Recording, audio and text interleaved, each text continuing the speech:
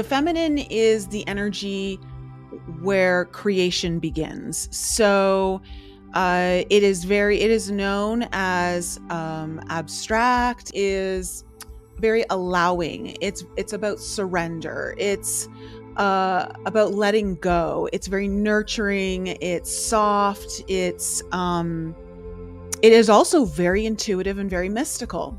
The masculine energy is much more linear. So, where the feminine energy is nonlinear, the masculine energy is like point A to point B. We know where we're going.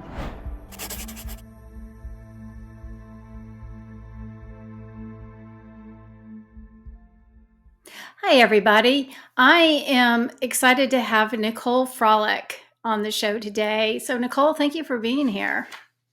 Thanks for having me, Lisa. It's such a pleasure. Yeah. Nicole is a mystic, a life coach, an author, a speaker, and a host of the Enlighten Up podcast. So, again, I'm so excited to have you. We have a couple of subjects that I want to touch on that include that's the masculine and feminine energies. And I can't wait to dive into that. But the other thing is reconnecting with your inner child. And as we go along, we'll get into these questions. But before we really start, I would like to have a little bit. Would you share a little bit about your history and what you do? Yeah, so I'm kind of a practical mystic. I love to bridge the gap between the practical world here on earth and the very mystical realms that are very unseen, and use them in harmony with one another. I've been on my healing journey for probably almost 30 years now, and I've been working professionally over 25 years with people. So healing is my jam. I love all the things about healing, but I also love the exploration of transformation and how to really create the life that you're destined to live here. So like everything to do with that, I love. I'm big into meditation. Plant medicine is something that I've been exploring over the last few years, and so I got lots to talk about there. But um, basically, anything where I can help people utilize the spiritual realms to their benefit of creating the life that they desire here and now. Okay, great. Mhm. Okay, I'm ready to dive in. Okay, let's This do is it. a subject. I mean, okay, so let's just jump into the masculine and the feminine energies, because this is the thing that a lot of people don't really understand the depth of. They hear the words and you see little tidbits of what this is. So, can you talk a little bit? Let's just give us me a definition of what the masculine energy is and then what the feminine energy is. So I'm actually going to start with the feminine because it kind of, in a sense, comes first. Doesn't mean it's better, but just the feminine is the energy where creation begins. So it is known as abstract. It is known as nonlinear. It is very, it is very, it can be very chaotic, right? And so but in a good way, because order is often birthed through chaos. But the feminine energy is very allowing. It's about surrender. It's about letting go. It's very nurturing. It's soft. It is also very intuitive and very mystical. The masculine energy is much more linear. So, where the feminine energy is nonlinear and there is no specific lineated place of where you can say there's a start and an end, the masculine energy is like point A to point B. We know where we're going. Like it's a very clear path. It's very logical. It's very outward thinking. So the feminine energy is very inward. The masculine energy is very outward. It's very yang of the yin yang symbol. And so when we think about our energies, some of us tend to fall in one of the two camps. So for instance, if you're someone who's in your masculine energy, you're going to be very outward in your actions and how you're trying to do things. So you're probably like do. You're always maybe pushing for things to happen. You never want to rest. You're just always like on this, not necessarily a hamster wheel, but like you're going. Whereas the feminine energy is more relaxed in a sense. It's more allowing, it's more magnetic. And so it's wanting to pull things towards it where the masculine energy wants to push. And the feminine energy can retreat and it can go inward. It can be silent.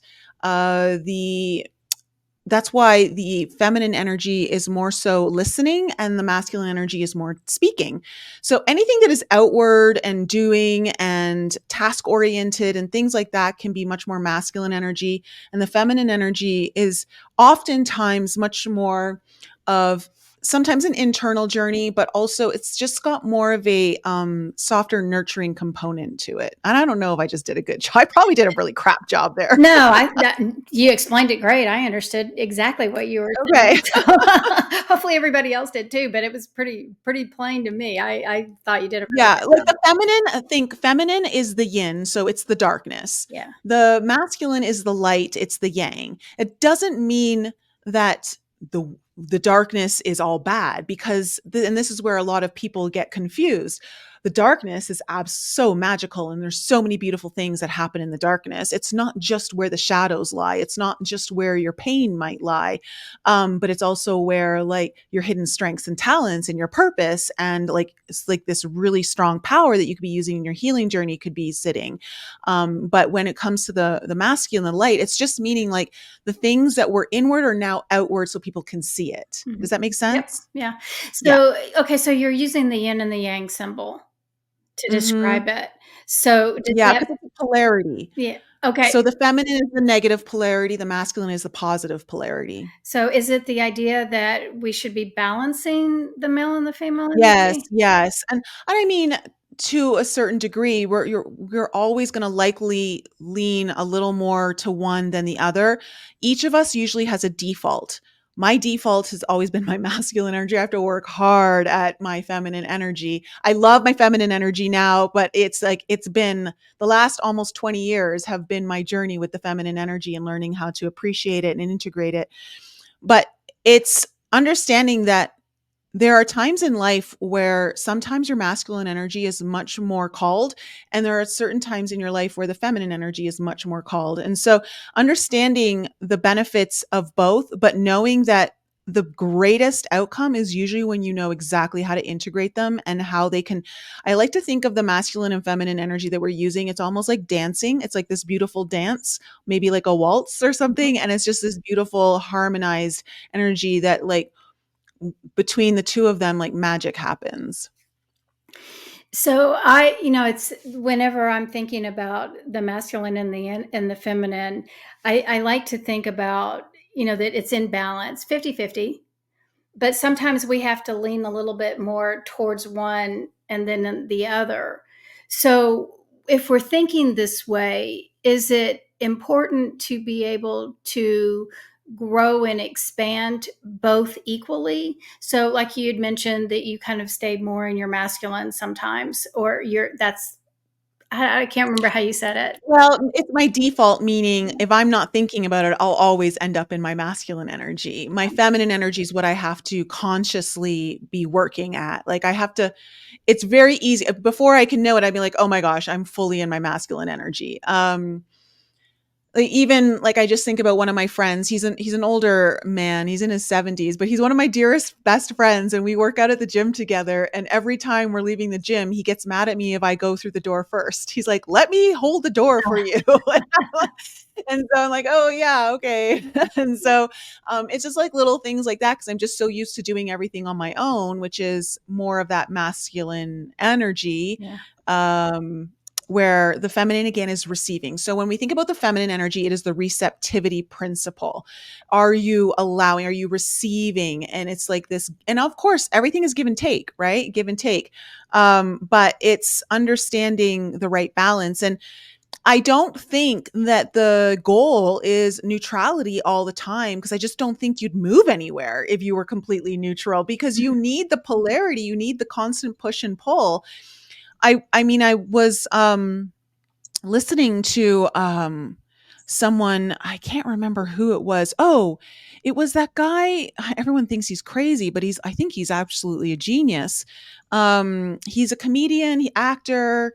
He talks a lot about quantum physics and things of that nature. And he was explaining how everything works and how particles move, and how, like, when you think about the this idea of polarity, the way that something moves, if it's vibrating, right, back and forth. Mm-hmm. But if it's completely neutral, there's no charge there. So it's just kind of static.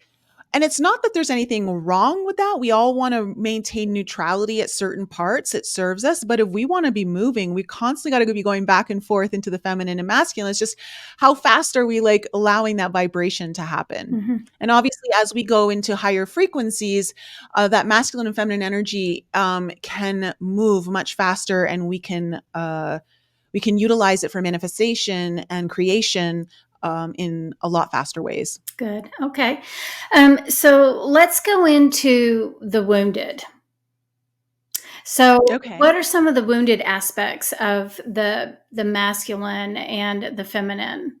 And I may have jumped into this question a little bit too quick, so maybe you need to kind of explain No, what. it's fine. Okay, so what do we mean by wounded? So when we're healing our masculine and feminine, and this can be, you can be healing both your masculine and your feminine wounded area. So I like to think of the wounded parts of us. Some people call it toxic masculinity and femininity. I don't like that word. It's just a little too harsh, and it's overused. So I like using the wounded because it brings in a sense of compassion that truly, if any of us are quite toxic in our lives, it's because we're acting from our wounds. Um, and so the wounded masculine versus the wild masculine, which is, the wild is like what we're naturally inclined to be, like that's our natural blueprint of masculinity. So the wounded masculinity can be very aggressive. The wounded masculine can be very pushy. Um, the wounded masculine can also be the perpetrator. So whenever we're considered the perpetrator in some area of our life, or there's someone that we, if in order for there to be a victim, that is the feminine energy, is the victim. Um, with the feminine energy in the wounded, we'll see you're very critical. You can be manipulative. You can be really lazy. So again, on the wounded masculine, it would be someone who's like a workaholic, right? That's wounded masculine. So basically, it's when you're going into the unhealthier versions of that energy. Feminine, it can also be like hypersensitive. Mhm. It's okay to be sensitive. I think it's a natural. I think that is vital for, like, the feminine energy, but to be hypersensitive is not good. Overly emotional, not being able to control your emotions within reason, very reactive emotionally is very wounded feminine. So the masculine energy can also be very abusive, using its power abusively. Uh, Instead of protective, which is the nature of it wild, it can be domineering. So those are some examples of the wounded masculine and feminine. So, what are causes of the wounds? Well, there are a lot of different reasons, but it really boils down to, I think, a lot of our upbringing. It boils down to, well, probably relationships, and the dynamics of certain relationships, how we were loved or not loved in the way that we needed.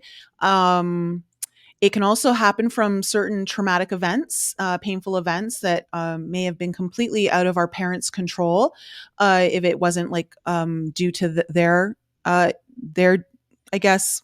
I The one thing I don't like to do is I don't. I mean, for the most part, most parents are doing the best they know how, given what the tools they have.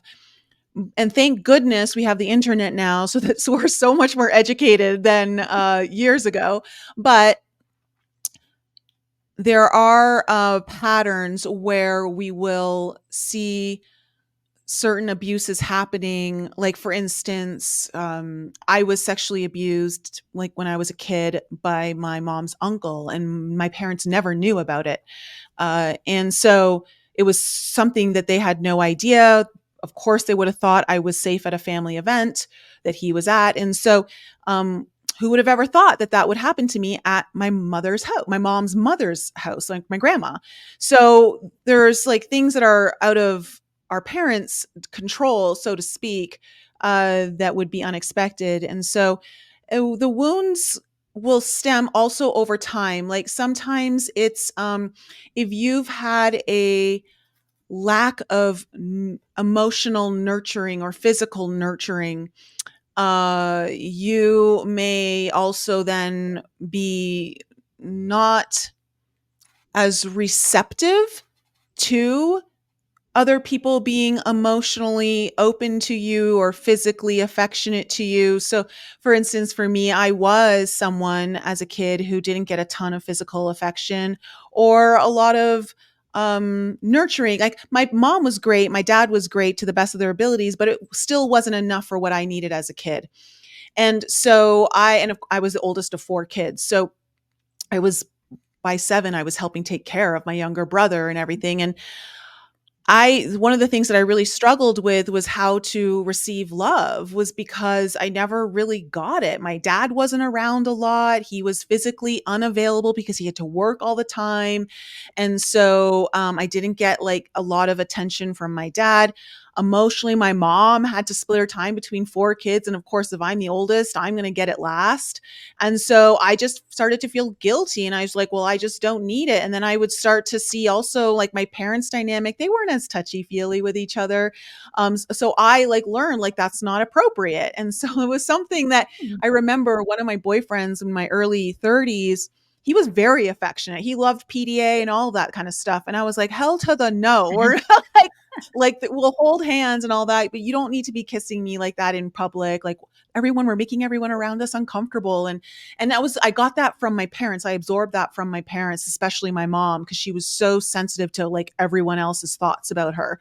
And because I didn't know how to receive affection, especially in public, I always felt guilty, and I would always deny it. And so I didn't know how to be in my feminine energy and just receive love and just get that nourishment. So it can show up in a lot of different ways. Yeah.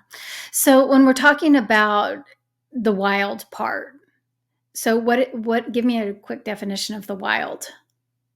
Well, the wild is just the natural blueprint of your feminine and masculine energy, like how it was always intended to be by creator, source, God, whatever you believe in. And that is just the nature. It's like when you look out in nature, like it's just natural, like that's how it's meant to be, right? Mhm. So everything's in the wild. Like when you see a moose in the wild, like it's in its natural habitat, it's acting as totally natural it's supposed to be. That is what I mean by the masculine and the feminine. Mm-hmm. Yeah.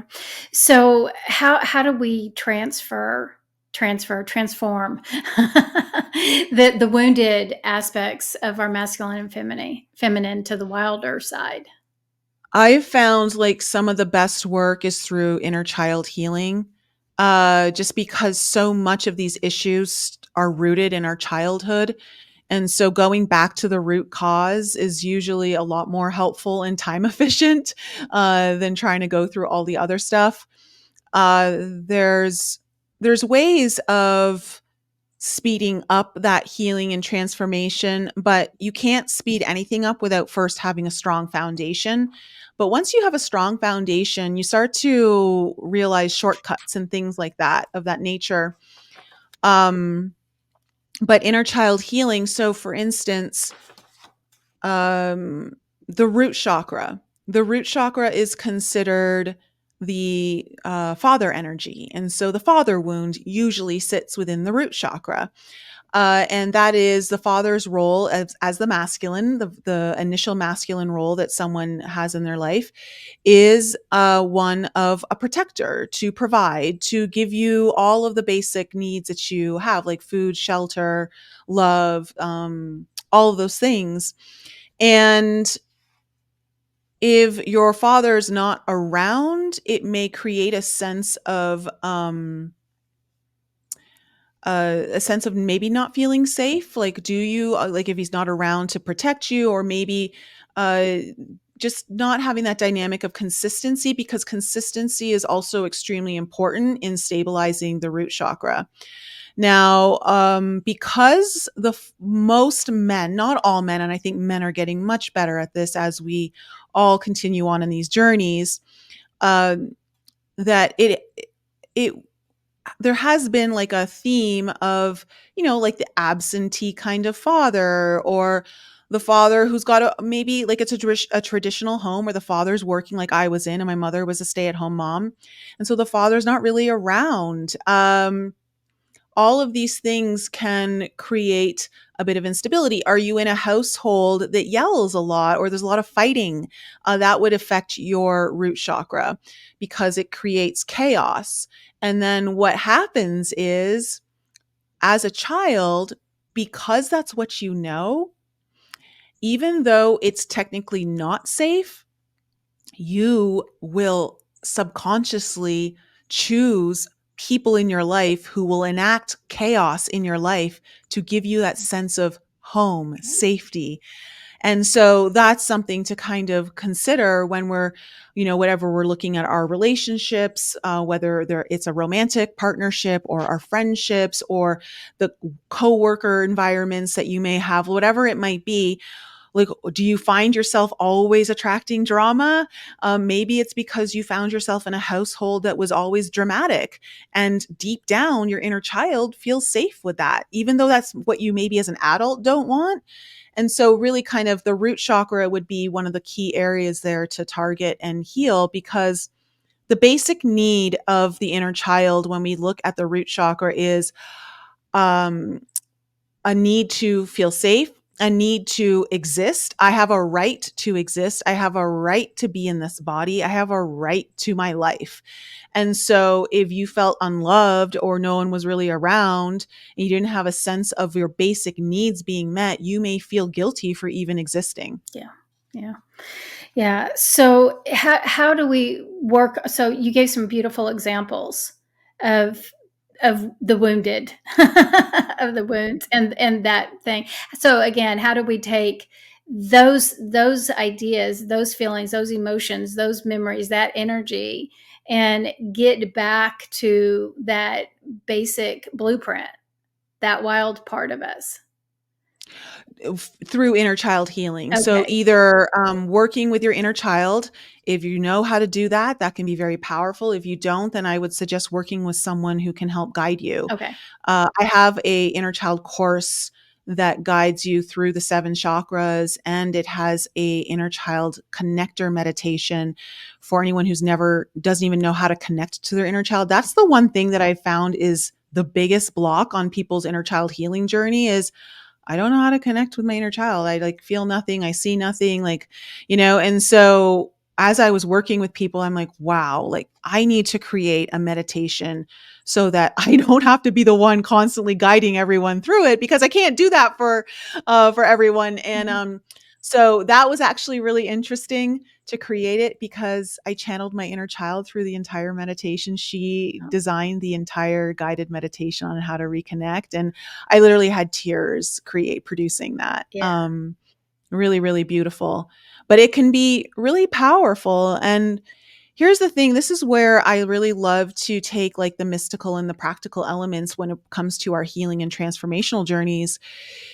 One of the key elements that can make this healing work so powerful is by utilizing all of your senses. So we can taste things, we can smell things, we can touch things, we can hear things. Yes, we have that sixth sense, but we also have all of our like physical senses, right? And utilizing all of those are really important. So whenever you're trying to do any kind of healing work where you're working with your inner child, when you meet up with your inner child, really take a moment to take in your surroundings of wherever you find yourself in that meditation. Like I always say, like, what's the temperature of the air? What's the weather like? Is it sunny? Is it raining? Is it windy? Like, can you feel the breeze on your skin? Can you run your hands over any objects?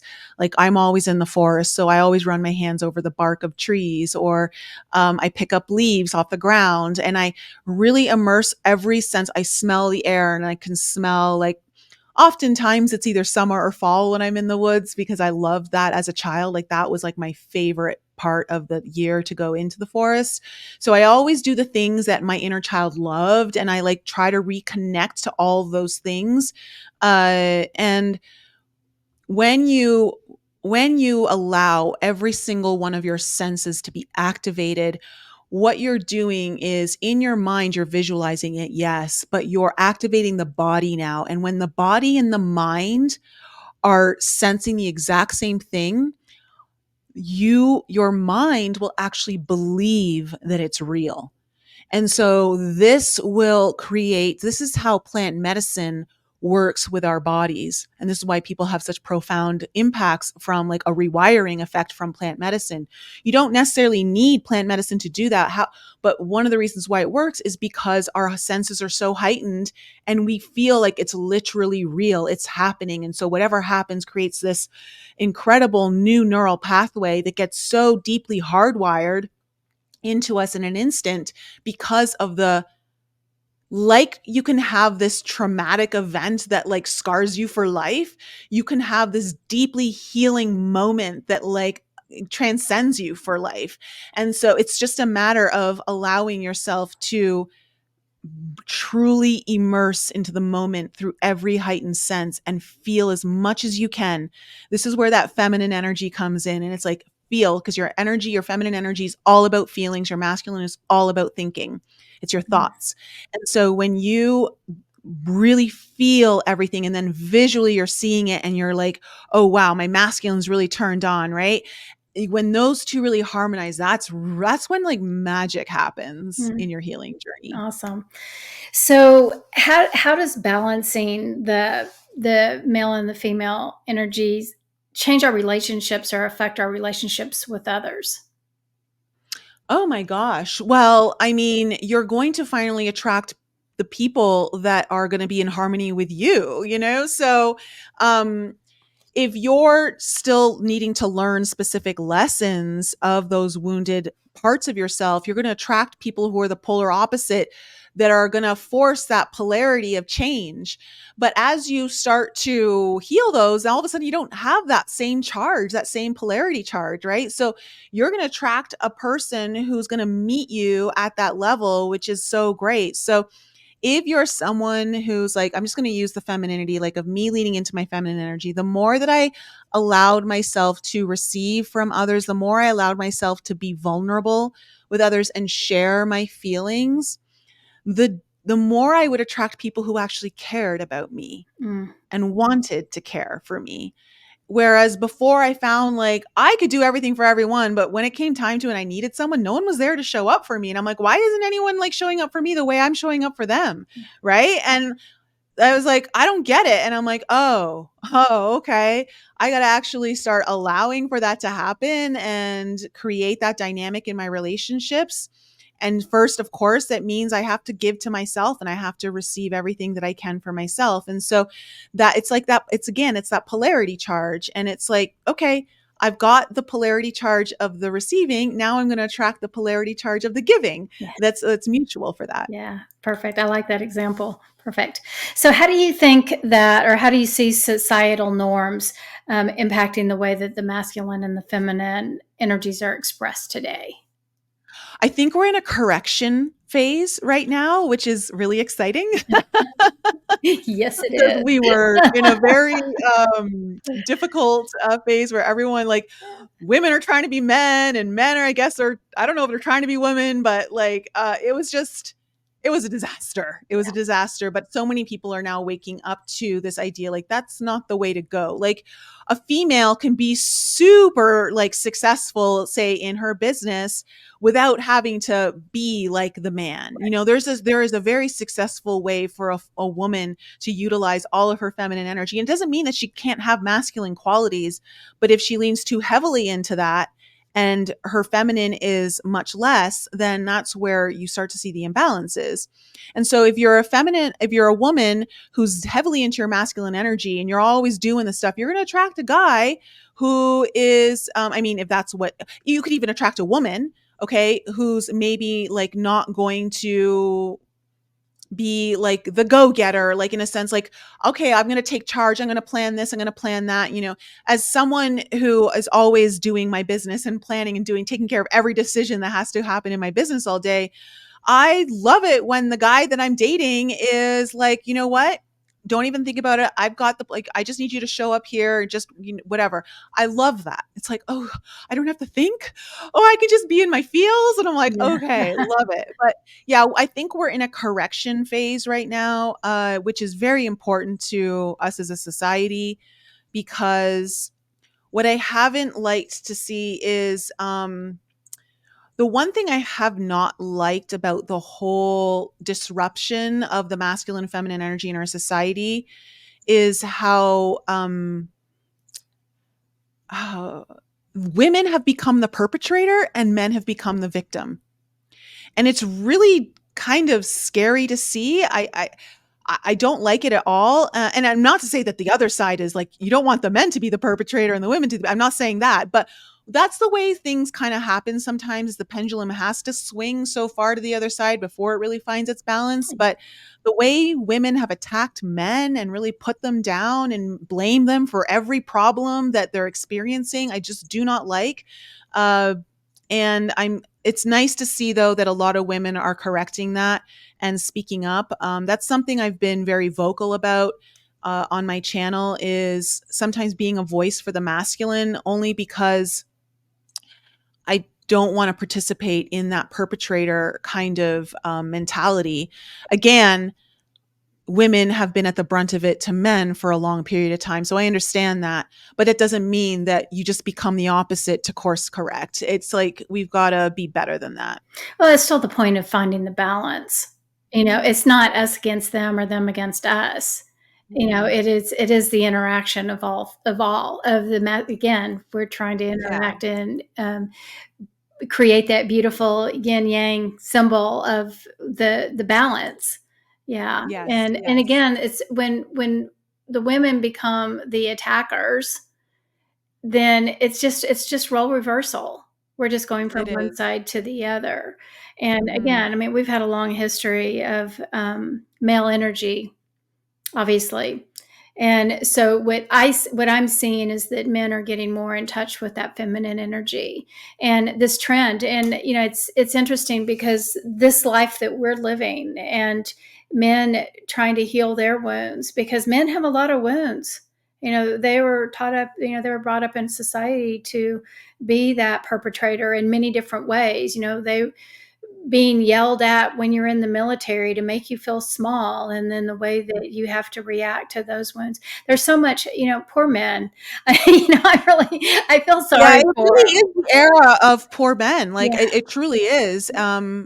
But I do think we're coming out of it. I yeah, think yeah. I'm seeing a lot more women and men coming together, which I Mhm. love. And that's how it should be. We should be supporting one another in our journey. It should never be like us against them. Yeah. Uh, One of the things that I steered away from, and I don't think there's anything wrong with it at all, but I was never one to really gravitate towards all women's like events or anything like that. And I do want to make sure I make this clear. I think they bring value and I think they have a place, just as I believe men should have like their all men events. But I think for me personally, because I'm so intrigued in this whole, like, how do we bring everything together? It's like, I like to be part of both dialogues, like I want to be part of the female dialogue and I want to be part of the male dialogue, like, or the masculine and the feminine. And so, like, I prefer to be in the room with both. However, I do see the value of, I think it's also needed. There are times where women can't be vulnerable about certain things unless it's just women, and the same thing for men. So, um, that is just something that I don't know, I've just never been like called to. But again, I think it's based off of the fact that I'm just so curious. I want to learn, like I want to know. Yeah. Well, understanding all sides is important. And again, that's what brings in the balance.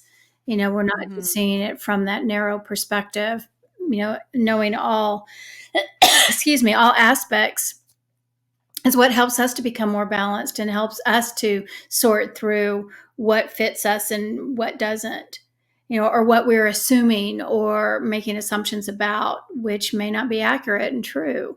And again, how do any of us know anybody if we don't have a conversation? So, Yes. yeah, yeah, kind of this basic thing. I know, right? Communication. Oh yeah. let's hear perspectives. So as we're doing this work, and and we recognize, I think you've done a really good job of explaining the masculine and the feminine. How, when we bring these energies together and we become more balanced, how does it contribute to our authentic self, the truth of who we are?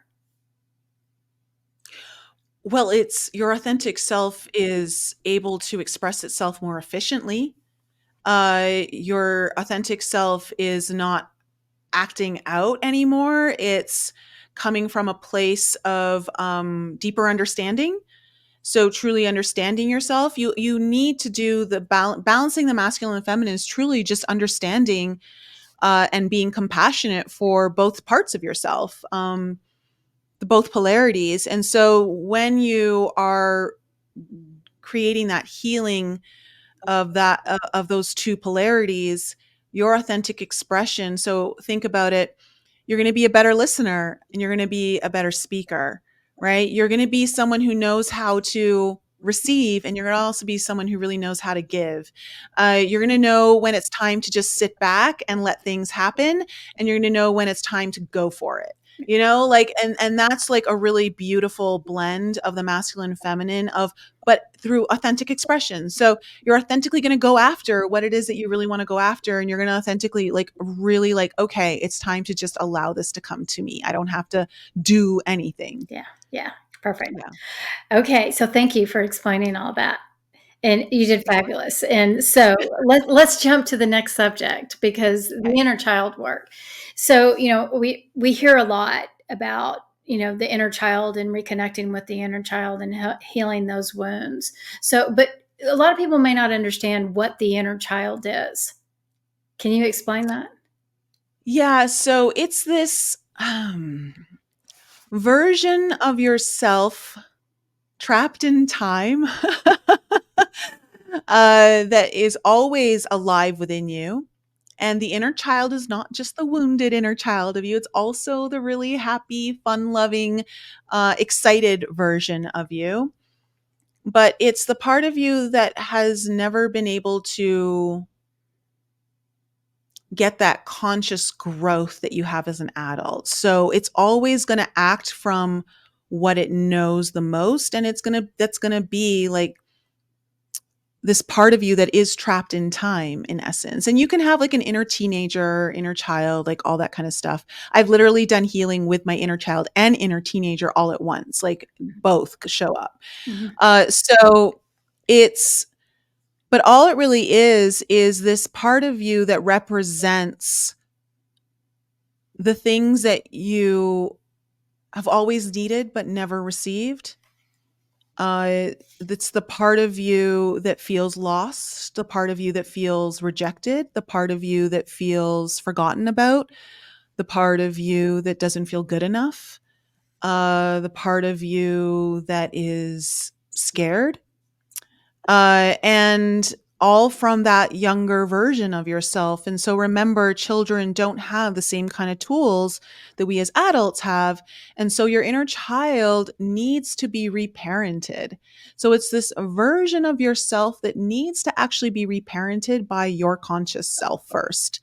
And through the reparenting of you, you then start to attract the kinds of people in your life that become other versions of your reparenting to offer that part of you the love that you've been seeking. So think of it as I don't know if you've ever talked about soul fractals on your podcast. Haven't. Okay, so soul fractals, the reason why I'm bringing this up is because there's this idea of soul fractal reclamation in a sense of we imagine yourself when you come out of your mother's womb. Okay. And this is like, sometimes there's trauma in the womb. I understand that, but let's just imagine all trauma happens outside the womb and you come out and you're this whole being, but you're a whole being made up of a ton of different puzzle pieces, right? 3D puzzle pieces. And as soon as you have some little traumatic event, whether it's small t, big T, whatever kind of T, uh, one or two, maybe a few puzzle pieces fall off. And the reason why they do is because they're parts of you that got wounded. And they're the parts of you that as a child, because between the ages of 0 and 7, you are only operating on a subconscious mind. And so when you are only operating on a subconscious mind, you are just absorbing and you have no conscious tools to really think things through and understand like, oh no, my mother didn't mean to leave me at the shopping mall, like it wasn't her intention, like she just thought I was with her, like there is none of that kind of thinking. And so everything is very reactive and programmed into us. So as we have these little traumatic events that again to the child, remember, it's so important to think of this. Every first impression is lasting. Well, when you're a child, everything that you're experiencing is first impression. So remember that everything is long lasting. So if I was rejected by something or I felt rejection, there's a part of me that like, I don't know how to deal with this rejection. So I'm going to throw these puzzle pieces away because I don't know how to deal with them. So instead of dealing with them, I'm just going to get rid of them like they don't exist. They're not important. That way I can function and I can keep moving forward. And this is what we do. It's like we start to detach from certain parts of ourselves and we kind of throw them in the past or behind us, hoping that they'll stay in the past and they'll never find us. But what we don't realize is that as we're taking these really wounded parts of ourselves as these puzzle pieces, throwing them away, what often is the case that I've noticed in all of the healing and transformational work I do with my clients is that those parts are actually attached to some of your most purposeful gifts, some of your biggest strengths. The things that you are meant to do in this world are often attached to your biggest trauma. Yeah. And so going back and finding those parts of yourself and recollecting them are so important and saying, you know what? I know it could be even like, I hated this part of myself. I'm going to like invite it back home and tell it it's worthy and I love it. And so like this soul fractal reclamation, a lot of that happens in our childhood. So, of us kind of like throwing away these pieces. So part of the journey is also, I need to go and stockpile all of these like lost parts of myself and, invite them back home into the heart where, they can be reintegrated. So like, for instance, one of my biggest fears was public speaking. And also as a child, I learned that my voice didn't matter. And that was because my father would just speak over me. And it was partially because I was a little bit of an annoying, like I would push back. I knew how to push my father's buttons. So I'm not going to make him take all the blame for this, but like I knew that I was getting under his skin. And I would go into a battle of words with him and fight back. And I would yell and he would yell. And eventually he would get so loud that it didn't like, and he would always speak over me that I just started to learn, okay, it like doesn't matter what I say. And also, when you have sexual trauma and you are told to keep it a secret, you also are like, oh, okay, I'm not supposed to speak. So a lot of things start to shut down. So this part of me that didn't believe I had a voice But now, like, I have a podcast. I love speaking. I didn't realize that was part of my path, that part of my purpose. And that is something that I know how to look for in people's astrology charts and things like that. And like, so it's so important to understand that if I didn't go back and find those parts of me that needed to like actually speak up, that needed to learn how to find her voice and to speak authentically, to not hold back and to say what's on her heart and on her mind, then I would not be in the position I am right now. I would not be fulfilling my entire purpose. Yeah. Well, I'm glad you shared that because I deal with that a lot too. People are constantly asking me, why was I born to my parents? Why did I have this experience? And the records always say, this is the reason why, so for example, if somebody, it could be a karmic pattern that is, that you have different lives of being suppressed. And, so in this particular lifetime, you were born with parents that held you down, structured you. But it's also, we're in this lifetime I found now is that it's almost like, well, it's not almost, it's breaking karmic patterns. And our lifetimes at this particular time is we're in this process of breaking our karmic patterns. And so when we come into a relationship with our parents or whatever the situation was when we were children that was hard, being held down, did you find the way to fight back? Did you find the strength that's within you? And so it's Yeah. almost like we have to get to that point of getting pushed so that we can stand up. You know, one of the things that was so helpful to me was, and it can be difficult. It can be so difficult. I don't want to make light of this, and I don't want anyone to think I'm making light of it. But healing sexual trauma, especially from like childhood, is Mhm. very difficult and very painful and very scary. And when I started to remember it, I was about 41, 42, I think, somewhere around there. And which was only like 4 or 5 years ago. And I remember being so scared when I started to realize something happened to me when I was a kid. And the thought of who was it, because I didn't know who it was.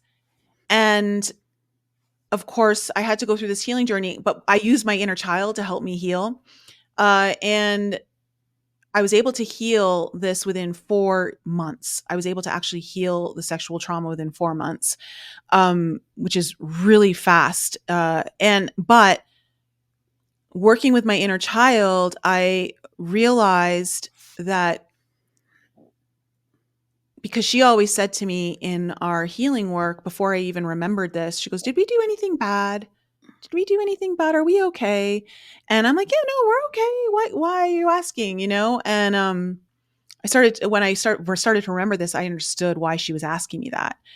And I said, "We didn't do anything bad to deserve this, but we may have chosen to experience this so that we could help others on their healing journey. And one of the best ways to help others is to go through the experience yourself." And I truly believe that that was something that I chose as a soul to experience in this lifetime so that I could understand and have compassion for the people who are victims of that and teach them and show them the pathway out of that, like out of that trauma, and how it can serve them in their life. How you can take pain and turn it into purpose, how you can take something that is so painful and actually turn it into your joy. And I know that sounds really hard to hear. Yeah. But being able to help others and see that there's ways of helping people break free of this is part of it. And so just understanding, like, why did I ask for a father who would beat me, or what, and it's not to excuse it, but it's to understand, like, there's something maybe in there where you needed to know how to gain your power, how to stand up for yourself, and what do you do when you have that power? Yeah. Yeah. I Yeah. don't, I don't know. Like, there's always something there. Well, and again, it's a very touchy subject, and I mean, I'm honoring these circumstances and want to be extremely sensitive. but there is always a reason why, and we don't understand it from our conscious minds, but luckily for me, because I can tap into, different source that can see it from that spiritual aspect. But when you are the victim, it's very hard to see, because all you're going into that human place of who you are, Yeah. and it hurts.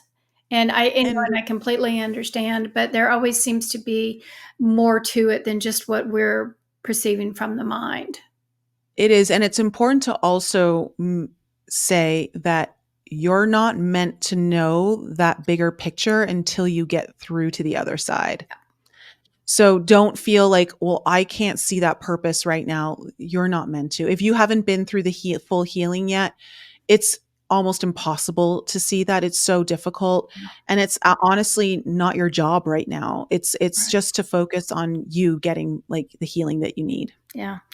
Well, I think that this experience is way too common, and I hear it all the time, and it I'm glad you brought it up. I think it's something that needs to be said, and so because somebody else may be going through the same situation. Mm. Mhm. But if we're going through emotional imbalances, something like that was created from a situation like this, what are some of the ways that they can be addressed to help process and work through? If you have big T trauma that is of that nature, do not go through it alone. Mhm. Uh-uh. I mean, I consider myself an expert healer, and there's no way I would have done that alone.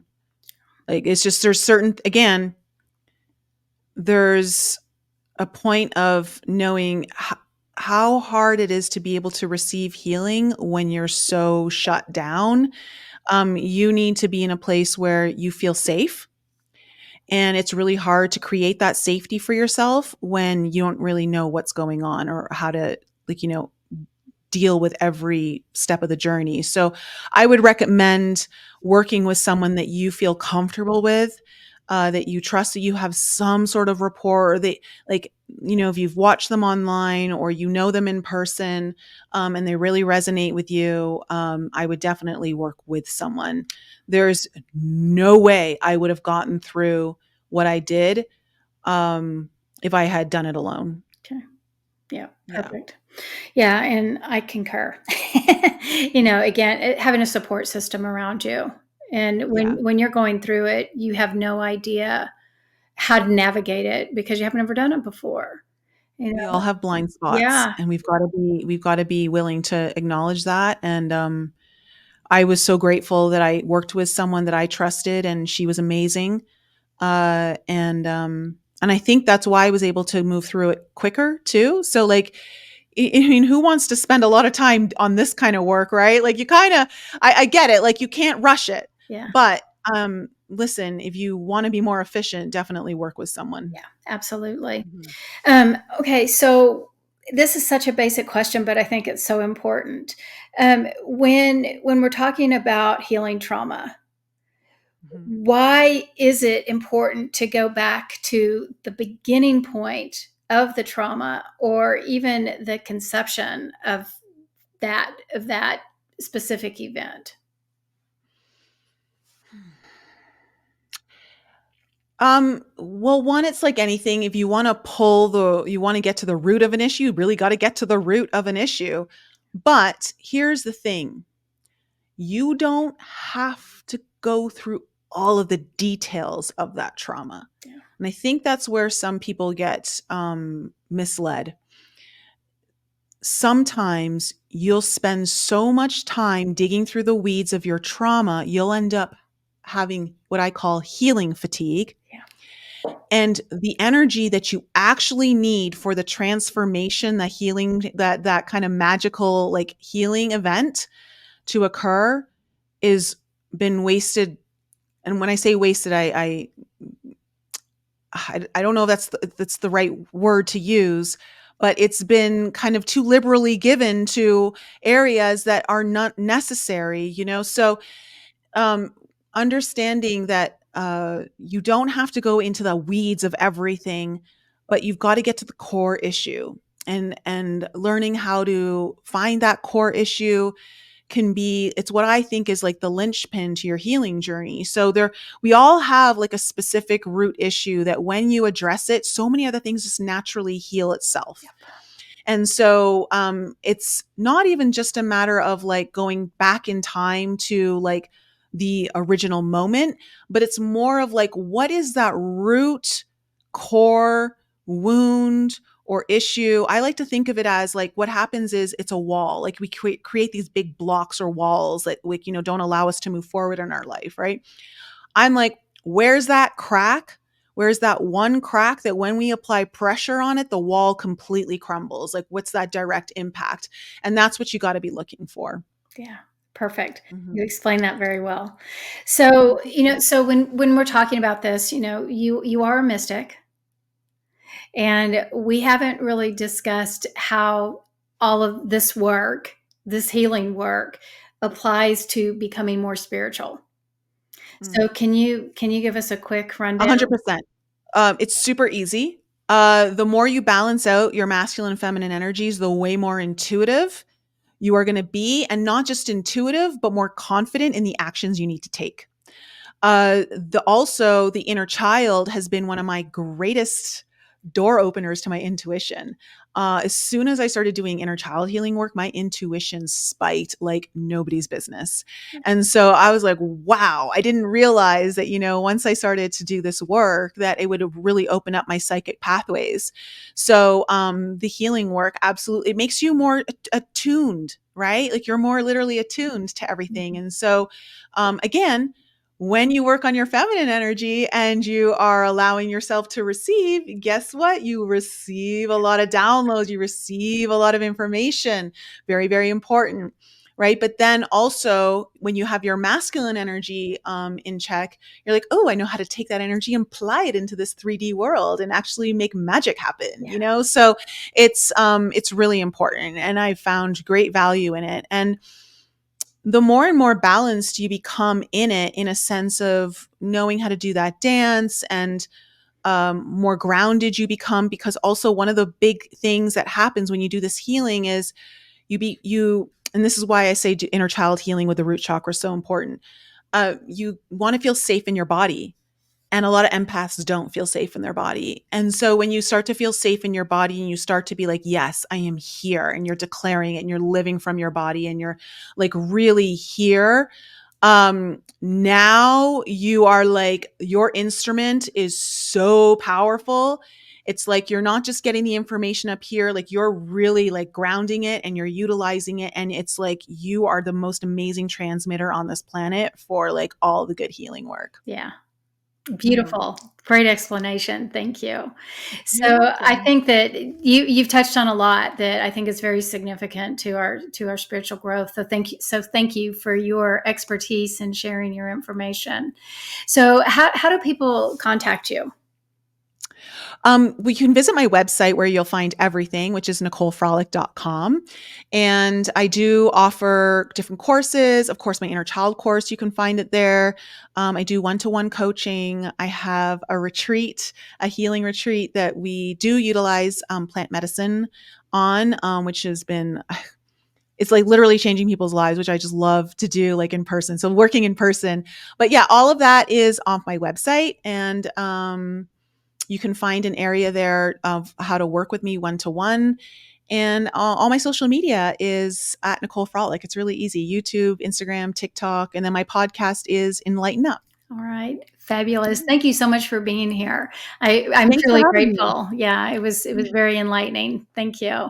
And for all of you guys that are watching, thank you for joining us, and we'll see you next time.